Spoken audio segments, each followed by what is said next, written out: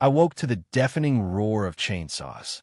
The sound was so immediate, so jarring, that it jolted me upright in bed. My heart thudded in my chest as I yanked on a pair of jeans and sprinted barefoot across the living room. Outside, the air was thick with the scent of freshly cut wood. There was no mistaking that harsh, tangy aroma. My stomach churned as I stepped onto the porch, my bare toes curling against the dew-wet grass. And then I saw it. A crew of workers in orange safety vests had roped off the giant oak tree in my front yard, a tree that meant more to me than any structure on this planet. They were hacking away at its limbs with ruthless efficiency. I froze, my breath catching in my throat as I tried to make sense of the scene. The oak towered over my yard, its branches spanning outward in a grand canopy. It was my father's memorial tree, planted in his honor after he passed away in active service. He had always loved this particular breed of oak, robust, unbreakable, a symbol of strength and endurance. I remembered standing by his graveside, vowing to keep his memory alive in something living and enduring. This tree was my tribute, my way of honoring the man who had given everything for his country. It was never meant for anyone else to touch. Yet here I was, watching total strangers dismember that majestic oak as if it were an overgrown weed. Furious, I marched forward, ignoring the sticky grass and the whine of the chainsaws. "Stop!" I yelled, my voice cracking with an urgency I hadn't felt in years. One of the workers paused mid-slice, looking uncertain, but then a woman's voice, sharp and commanding, cut through the commotion. "Continue," she barked, stepping into VYEW. The new president had taken over with a fanfare of new rules and arbitrary crackdowns. Her pressed blazer and expensive heels seemed out of place on my lawn at this early hour. Yet there she stood, arms folded, with a smugness that made my blood boil. I stormed closer, adrenaline pounding. "What the hell do you think you're doing, Karen?" She didn't even flinch at my tone. Instead, she consulted a clipboard she held in her glossy, manicured hands. "Your oak tree is in violation of several updated HOA guidelines," she said, her voice clipped, "including overhead clearance and boundary restrictions. We've sent repeated notices." The board voted on immediate removal. I stared at her, my mind reeling. I never received any final notice. Never had a chance to appeal. This is private property. You can't just butcher my dad's memorial oak. Karen pursed her lips, a look I'd grown to despise over the last few months. "You were indeed notified," she insisted, tapping a stack of papers. "And as HOA president, I have the authority to enforce compliance, especially if it is a safety concern. This tree is well over the maximum height allowed within 30 feet of the street." My throat tightened. The notion of a maximum height for an oak that had been here for a decade representing my father's memory was absurd. But I had no chance to object because the chainsaws droned on, severing a thick branch that crashed to the ground with a sickening thud. That sound tore at my chest. It felt like losing my father all over again. I tried to speak, but rage strangled my words. Finally, I managed, "Karen, step away from my property. This is illegal. I will press charges for trespassing and destruction of property." She raised a condescending eyebrow, as if I were a clueless child. "I'm afraid you'll find the HOA bylaws support this action," she said, while VYing that clipboard like a scepter. "If you have objections, you could take it up with the board." In that moment, I remembered who I was beyond a VYing son. I was Captain Matthew Scott, a military lawyer who had spent years defending SARE VYC members in complex legal battles. CIVYL law wasn't exactly my specialty, but law in general was. If Karen thought I'd be some docile homeowner she could walk all over, she was sorely mistaken. But for now, I was powerless to stop the final savage cuts. Another worker revved his chainsaw, biting into the trunk. I roared out for them to stop, but Karen snapped, "Finish the job, then haul it away. We're within our rights." With a sickening groan, the mighty oak trembled, and then it toppled, splitting the air with a crack so loud it felt like a thunderclap. My stomach lurched as I watched it crash onto the grass, branches splintering in a brutal end. Emotions churned inside me: anger, sorrow, disbelief. Dad's tree was gone. Karen sauntered closer, actually vying the gall to place a hand on my shoulder as if trying to console me. "I'm sorry this had to happen so suddenly," she said, her tone revealing she was anything but sorry. "But rules are rules. You can't have an unapproved tree overshadowing the sidewalk. It's for the safety and aesthetic of the neighborhood." I jerked away from her touch, fists clenched. This was planted to honor my father, a fallen Marine. It's been here for years. You have no right to remove it without due process. Her lips curled in a faint sneer. "Your father's VYC is admirable, but emotional attachments don't override community guidelines. Next time, read the notices." I stood there, trembling with pent-up rage, the weight of my father's memory pressing down on me. Still, I forced myself to remember my training. Impulsive anger never solved a legal standoff. Instead, I spat out, "You'll regret this." Her eyes flashed. "Is that a threat?" "It's a promise," I said through gritted teeth.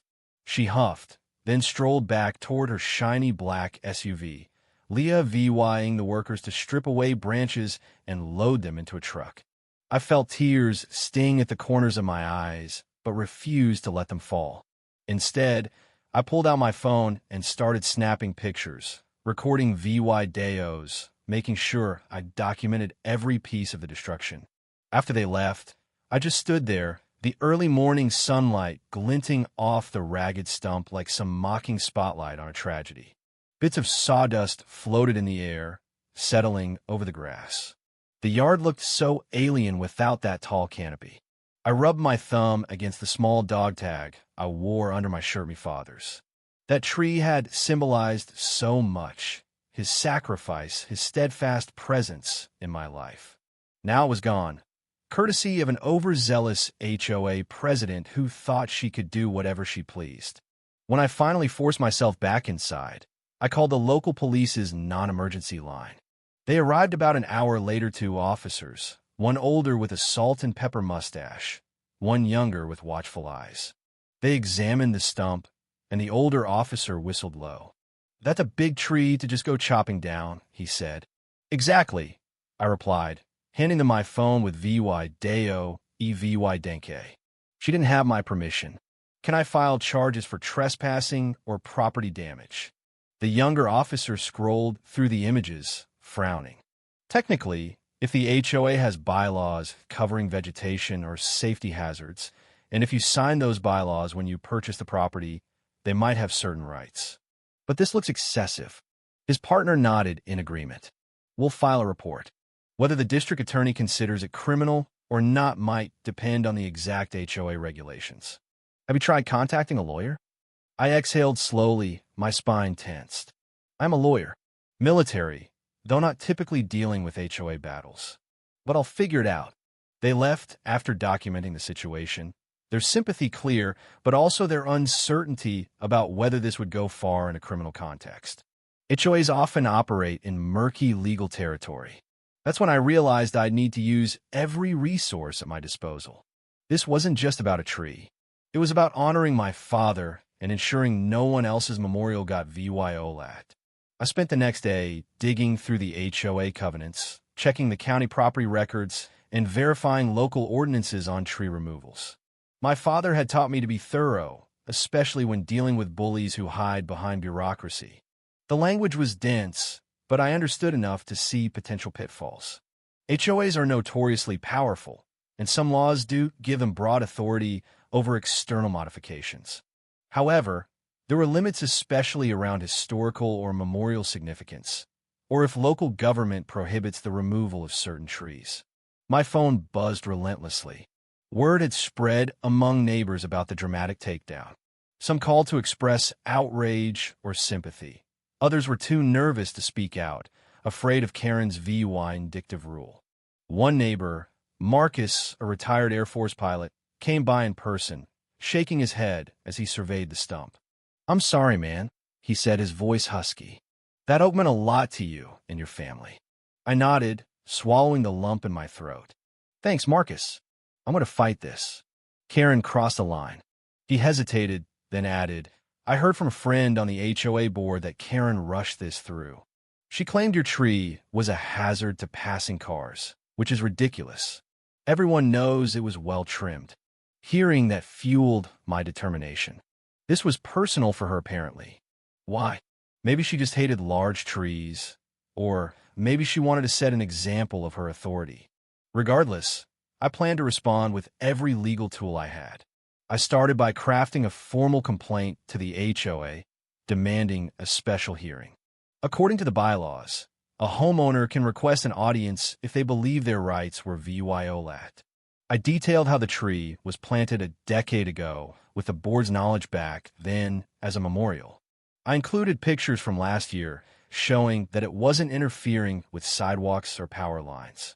I stated that the removal was done without providing me any final notice or opportunity to rectify the alleged violation. Next, I dug into municipal codes. Some cities have protected tree ordinances, particularly for older or significant trees. Ours wasn't the strictest, but it did state that removing a tree over a certain trunk diameter typically required a city permit. If Karen had bypassed that, it might be a big violation. By midday, my heart still ached every time I glanced outside at the stump. I forced myself to keep working. Emotions are potent, but I needed a legal approach. In the back of my mind, I recalled an older case in which I'd represented a Marine facing wrongful property seizure overseas. The principle was the same. Weigh the rules, find the holes, apply pressure. Finally, I typed up a short letter referencing my father's military service, explaining that the oak wasn't just another tree held deep emotional and memorial significance. The entire document was some 40 pages long with exhibits. I planned to serve it to the HOA board at their next meeting, copying every relevant official in city government. That Thursday evening, I arrived at the community center, a modest building that hosted HOA meetings. The room was half full of residents, many curious about the fiasco. I spotted Karen at the front table, flanked by the other board members. She looked composed, wearing her typical air of superiority. When she saw me, her lips curved into a thin, polite smile that didn't reach her eyes. The meeting droned on with the usual business financial updates, some landscaping budget discussions. My pulse raced as I waited for the open forum portion, where I'd present my grievance. When it finally arrived, Karen cleared her throat. We have a homeowner complaint from Matthew Scott regarding a tree removal, she announced. Matthew, please limit your comments to 3 minutes. I strode to the podium, carrying my thick binder. Several neighbors shifted forward in their seats. I could sense the tension.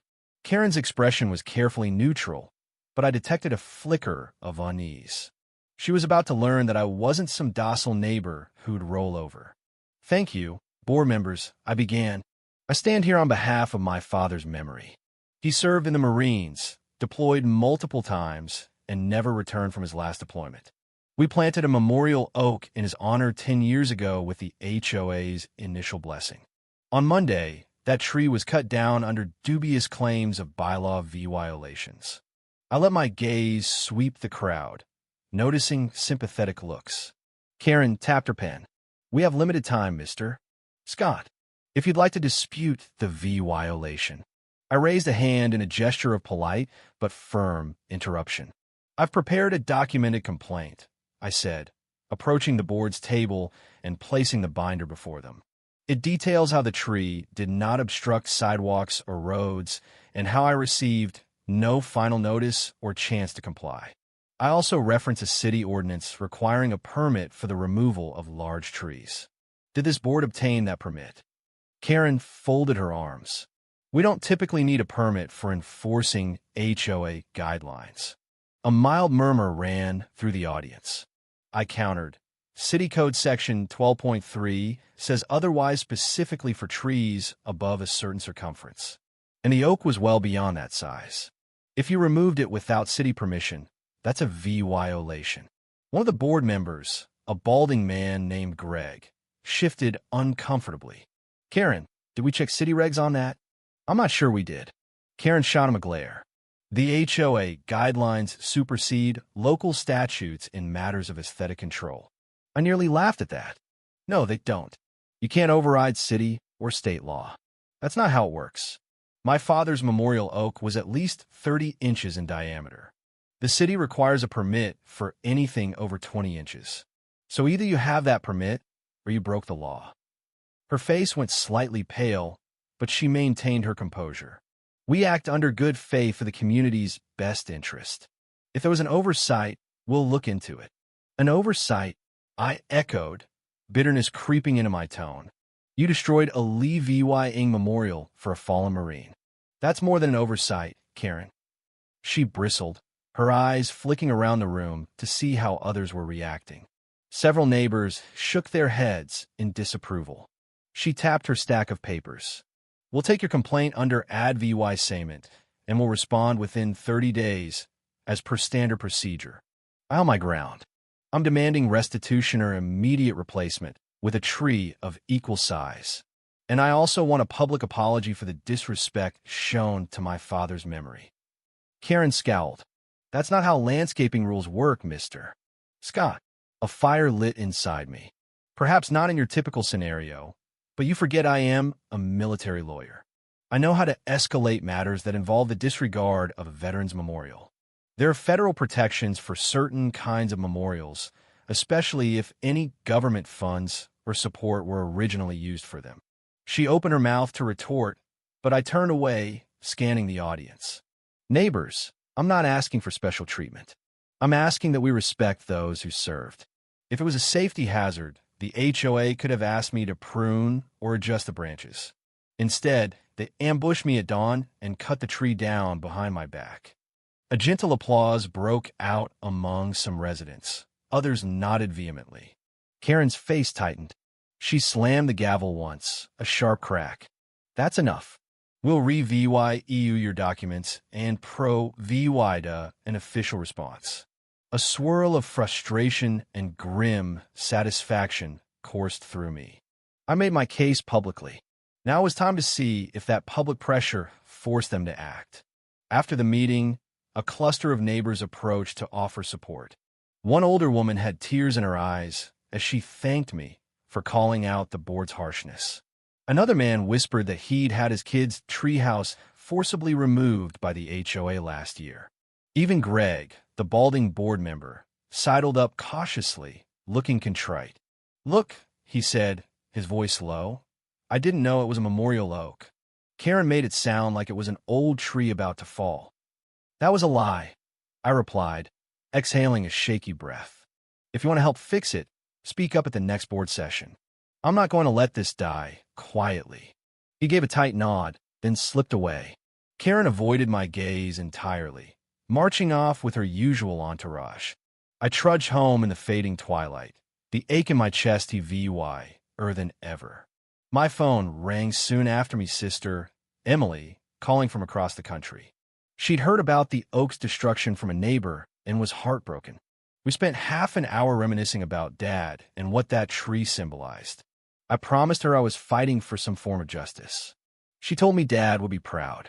That thought pressed tears in my eyes again, but I swallowed them back, focusing on my mission. The next morning, I delved deeper. I reached out to a fellow military lawyer friend who practiced CI/VYL law on the side. He pointed me toward a state-level Veterans Affairs department that sometimes helps with memorial disputes. I also discovered a possible angle involved VY in a local heritage tree registry.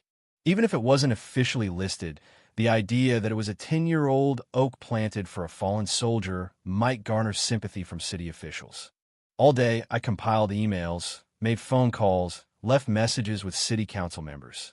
I wasn't out for blood, I just wanted accountability. A formal apology and a new oak planted at the HOA's expense, something to rectify the violation of Dad's memory. 2 days later, I got a call back from a staffer at the city's Department of Urban Forestry.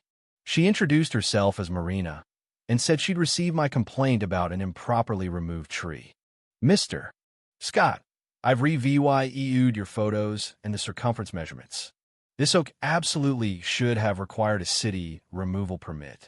Our records show no request was filed by the HOA. My heart pounded with anger. So they removed it illegally, right? She hesitated. Potentially, yes. Our enforcement branch can issue citations or fines against the party responsible. However, these matters usually require an on-site inspection and an administrative hearing. Could you prove VY to the address and the approximate trunk diameter again? I did so, and she promised to schedule an inspection. My spirits lifted a bit, knowing the HOA could face penalties. It was a small step, but it proved I wasn't alone in VYing they'd broken the law. That evening, I was reading over some case files from my day. Job court martial proceedings never stopped when the doorbell rang. I found Karen on my porch, arms crossed, wearing an irritated expression. Her SUV idled behind her. I opened the door wearily. "Karen," I said, my voice cold. "What brings you here?" She exhaled impatiently. "I'd rather keep this private than cause a scene." "May I come in?" I hesitated but stepped aside. She walked in, scanning my VYing room as though searching for something to criticize. She turned to face me, her expression somewhere between forced politeness and simmering annoyance. "I see you filed complaints with the city," she said. "We receive a notice that the Department of Urban Forestry is investigating. Why are you trying to stir up trouble?" My jaw tightened. "Trouble? You destroyed my father's memorial tree illegally, and you call my search for justice stirring up trouble? I'm just defending my rights and his memory." She rubbed her temples. "Look, if you wanted to replant a smaller tree, we could have discussed that. But you're escalating this into a public scandal, and the HOA can't afford negative press. If the city finds us, that comes out of everyone's dues, including yours." I folded my arms. "Maybe you should have thought of that before you cut down a decade-old oak without the proper steps." She pursed her lips. She sighed, like she was swallowing her pride. "What if the board offered to plant another tree of a more appropriate size and location and gave a written statement acknowledging your father's VYC? My chest constricted. This was almost what I wanted, but the fact that she was framing it like a concession for me to accept gracefully rubbed me the wrong way. She still hadn't apologized, not really. "And you'd cover all costs, right? Including potential fines from the city." Her eyes flashed. "We'd handle it internally. You wouldn't have to worry about that." I eyed her suspiciously. She was likely trying to get me to withdraw my formal complaints by dangling a half-baked solution. "Karen," I said, my voice firm, "I need the board's official apology in writing, acknowledging that the removal was wrongful.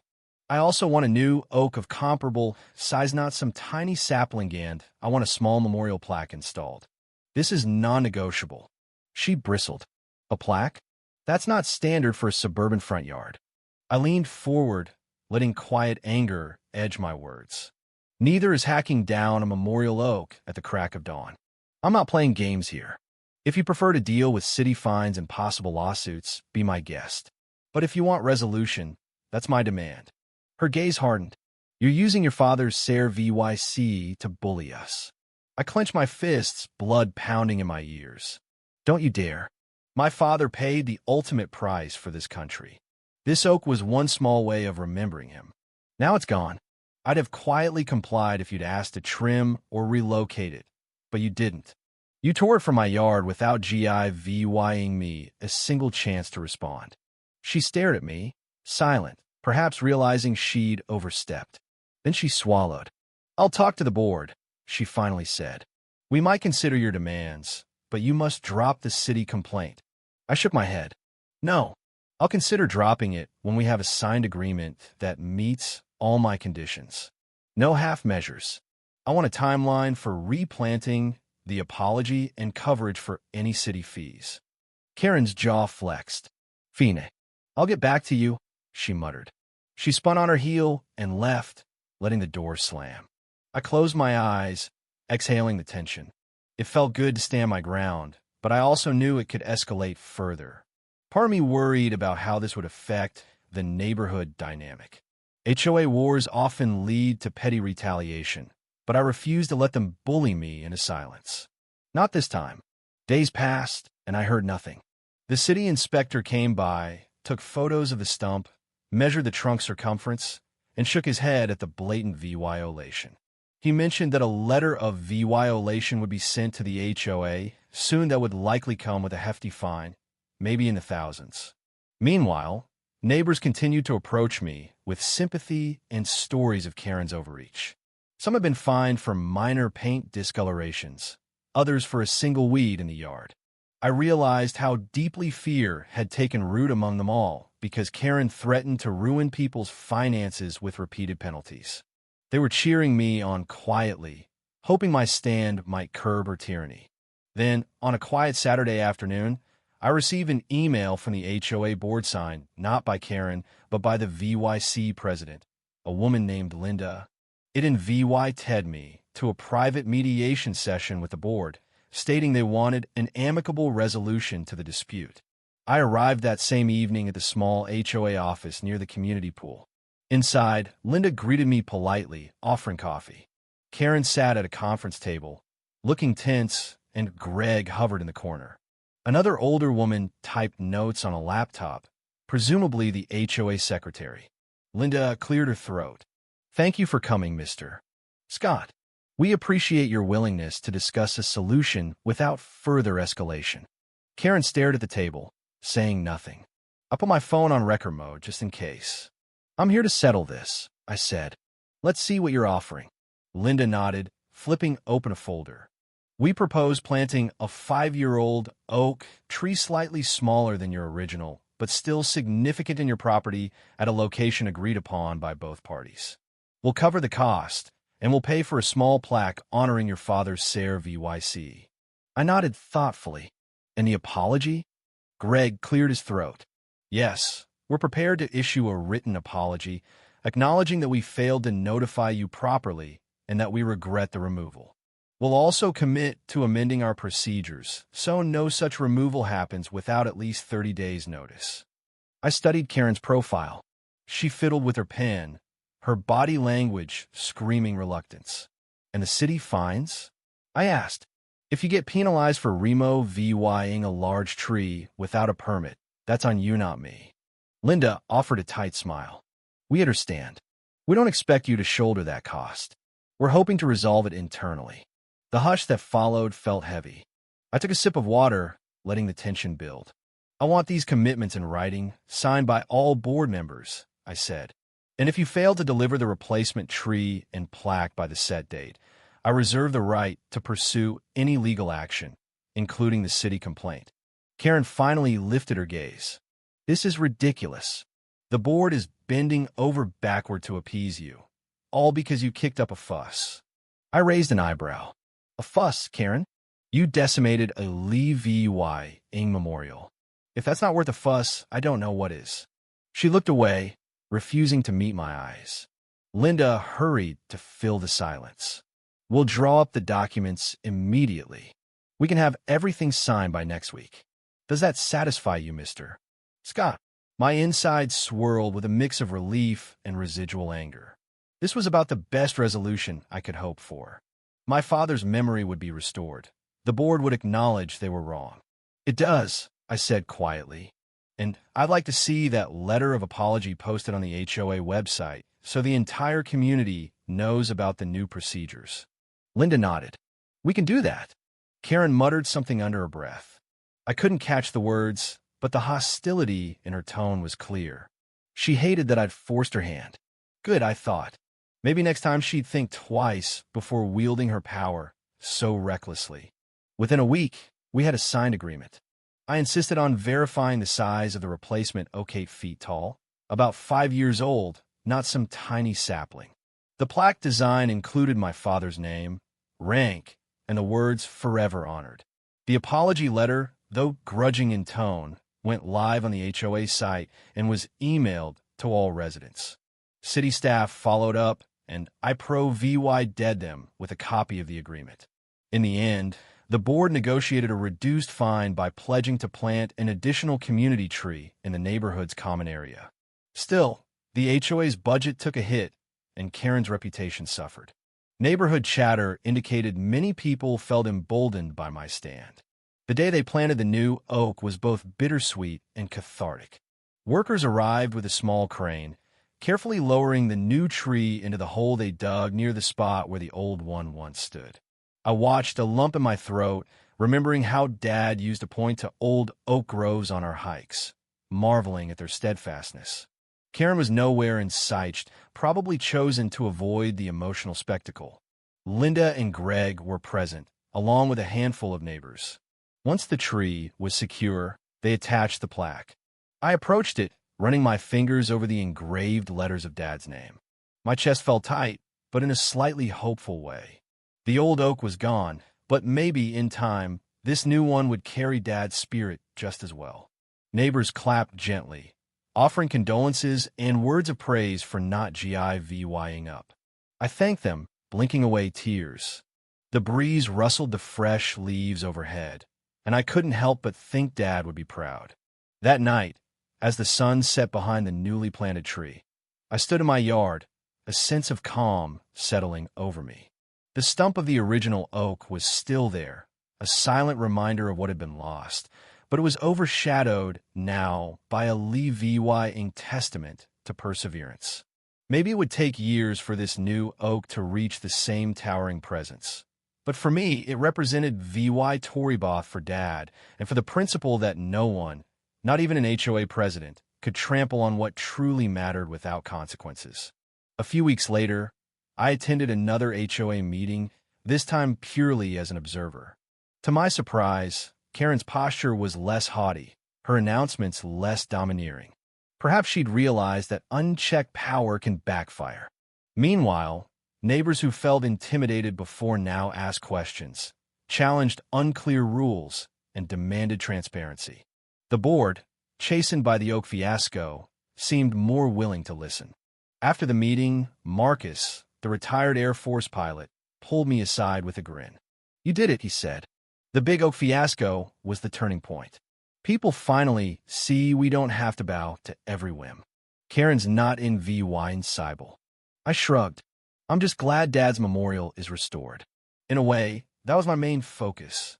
He clapped me on the shoulder. "Still, you fought the good fight, Captain. Feels good, doesn't it?"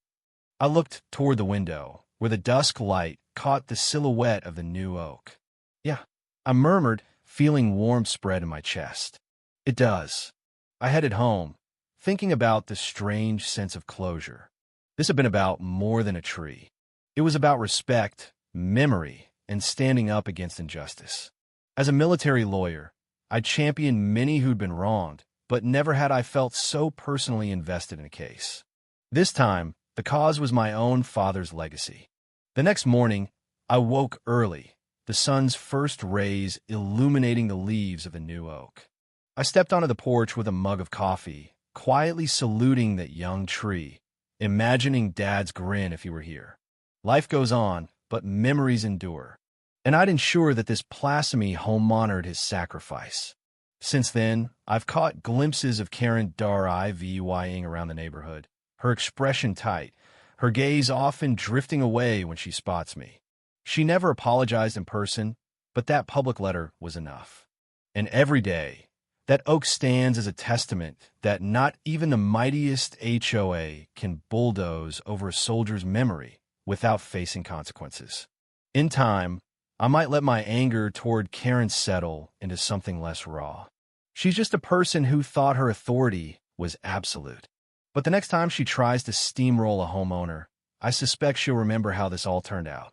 If she doesn't, well, I'm ready. Because Dad taught me never to back down from a fight worth winning.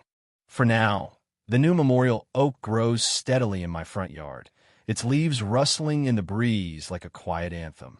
I often stand there, dog tag in hand, the early morning sun washing over me, thinking about Dad, imagining him proud and at peace.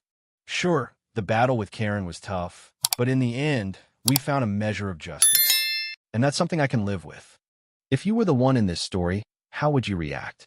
Would you stand up and fight back, or accept the unreasonable pressure and control from the HOA?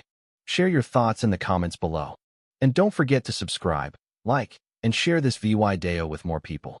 Your small action gives us the motivation to keep bringing you more intense and engaging stories. Thanks for watching, and we'll see you in the next VY Deo.